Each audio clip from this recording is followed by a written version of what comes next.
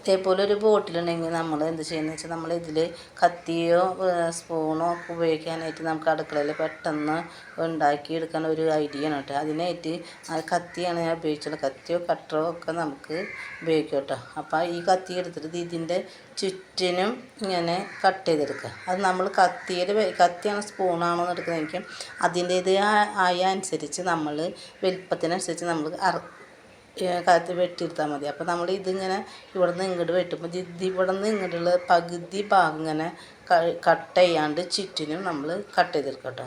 അപ്പോൾ നമുക്കിത് ഇവിടെ ഈ ഐഡിയ എന്ന് വെച്ചാൽ നമുക്കിത് കുളത്തിടാനുള്ളൊരു ഐഡിയ ഉണ്ട് കേട്ടോ. ഇത് ചുമരുമെന്നൊക്കെ വയ്ക്കും. അപ്പോൾ ഞാൻ ഇതിപ്പോൾ വെട്ടിയെടുത്ത് തരാം കേട്ടോ.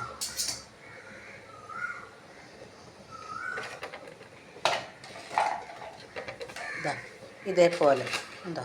ഈ ഭാഗം നമുക്ക് ചുമരുമലൊക്കെ ആണടിച്ച് വെക്കാനുള്ളൊരു ഐഡിയ കേട്ടോ. നമുക്കിതിൽ കത്തിയോ എന്താണെങ്കിലും നമുക്കിതിൽ വെച്ച് ആണി ആക്കി വെക്കാം. നല്ല ഐഡിയ അല്ലേ.